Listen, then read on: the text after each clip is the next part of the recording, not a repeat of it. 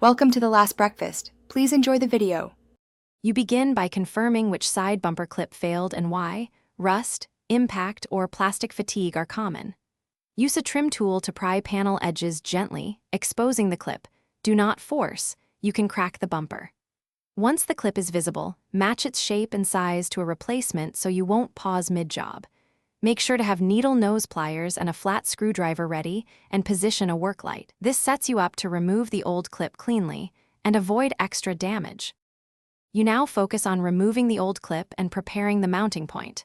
First, take out any retaining screw or push pin while supporting the bumper so it won't sag.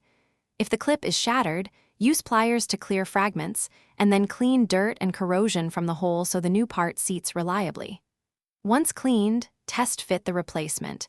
If it binds, shave a millimeter off a peripheral tab or file the hole slightly so the clip slides straight in and secures the bumper properly.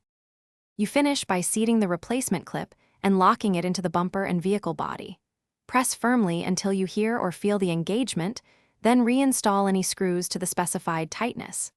Once clipped, realign the bumper edges and check gaps along the panel to ensure consistent fit. Open and close adjacent doors to confirm nothing shifts. If the original mounting tab is too damaged to hold fast, consider a small backing plate or automotive adhesive as reinforcement. This prevents reoccurrence without replacing the entire panel. Thanks for watching. If this was helpful, leave a like and consider subscribing. See you next time.